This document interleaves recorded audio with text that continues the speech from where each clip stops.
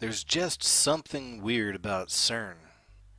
CERN's Large Hadron Collider is the world's largest particle accelerator. In fact, it's the largest machine on Earth. Now, they tell us that they're seeking answers to some of the deepest mysteries of time and space. But some people believe that CERN is actually the key to the abyss, to the bottomless pit. And what they're going to do with CERN is allow the beast to rise from the abyss. They tell us that the idea is to recreate the circumstances right after the so-called Big Bang, or the beginning of the universe. They also claim to have already discovered the God particle. But what's really going on with CERN?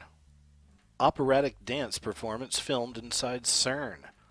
Symmetry tells the story of a CERN researcher who rediscovers love through the song and dance of the infinite cosmos. But what's really going on with CERN? So isn't it interesting that right around the time that CERN is about to activate the Large Hadron Collider once again, we find this, what seems to be strange ritual taking place actually inside of CERN. Let's take another look at this. Symmetry is an operatic sci-fi dance performance based on the work being performed at CERN. It follows Lucas, played by the film's choreographer Lucas Timilak, a CERN physicist hard at work using the LHC to search for the smallest particle in existence, when a ghostly woman played by soprano Claron McFadden appears. I want to show you a little bit of this footage. You can decide for yourself. Now this right here is from the very beginning of the video, and I thought it was interesting because right here in the very beginning we find Saturn's ring. Check this out. In the search for the smallest particle. Boom. Right. And now check this out. Watch the way these people are dancing.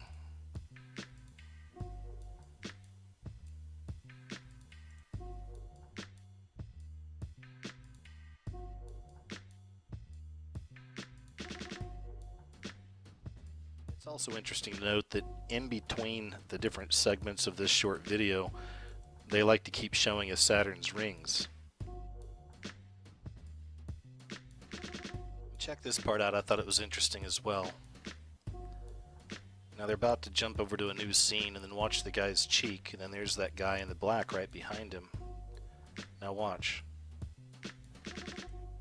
Once again, just keep in mind that there is a very, very common belief that CERN, what they're doing, that these people are actually in league with the fallen angels, or with the satanic system itself, the devil himself, the beast system, or the Illuminati, you could even say. All this stuff is tied in together.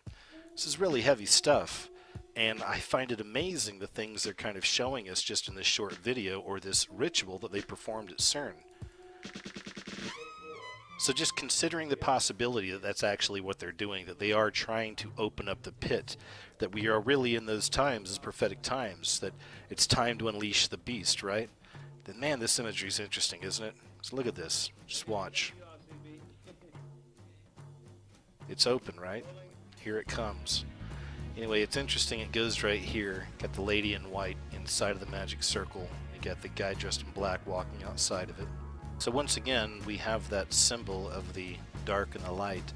This time the light is the lady in white, and she's inside of a magic circle with the man in black walking around the edges.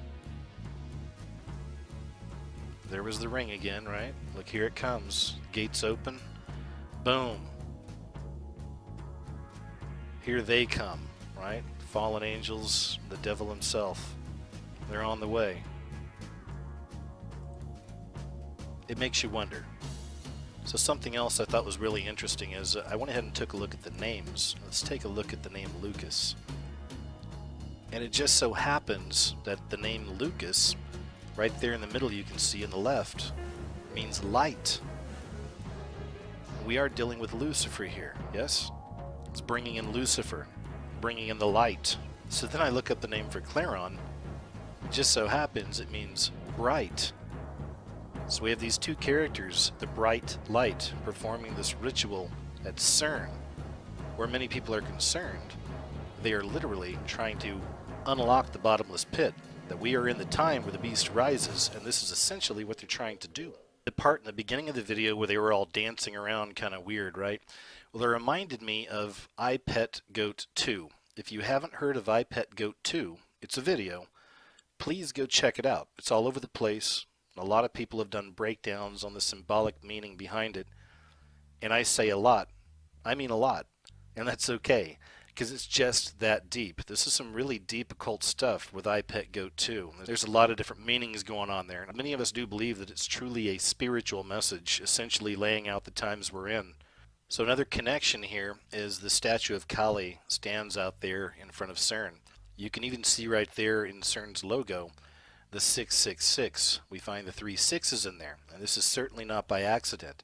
Just another case of them literally putting it right in front of our face. And this is from I Pet Goat 2, where Kali turns out.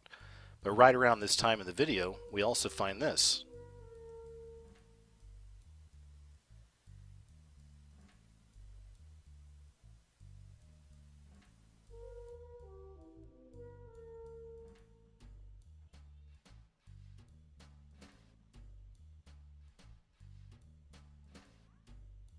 Take you back and show you another symbol that happened right there.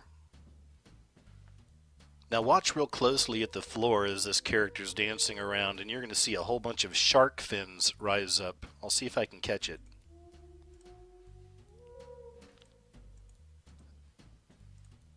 And there they are. You see, those are shark fins surrounding him.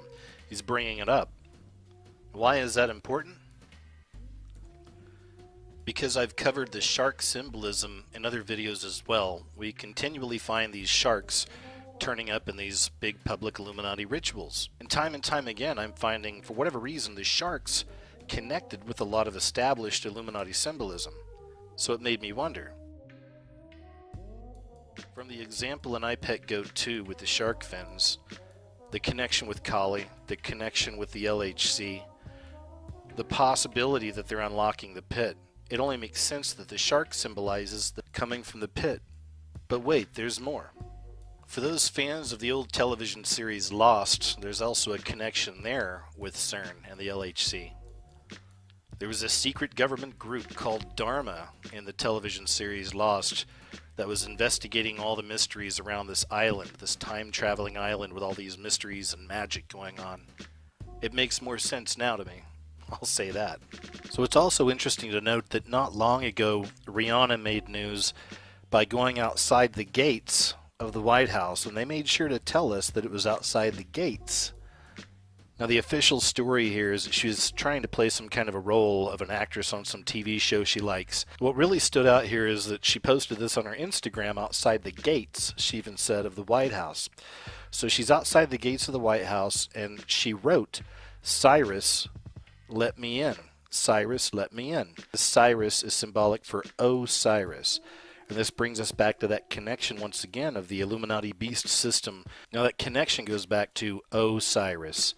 And of course there's multiple connections between Osiris and this beast system, or the Illuminati in ancient Egypt, the Antichrist, the beast.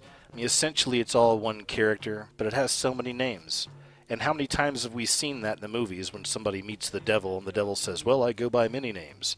It does.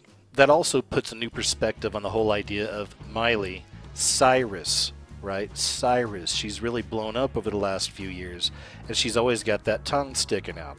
And even more interesting, if you take a close look at Rihanna's dress and the pattern, well, what does that look like to you? It looks just like this. Cyrus, let me in, at the gate. The beast wants to be free. The beast wants the gate to be open. The beast wants out of the pit. Here they come.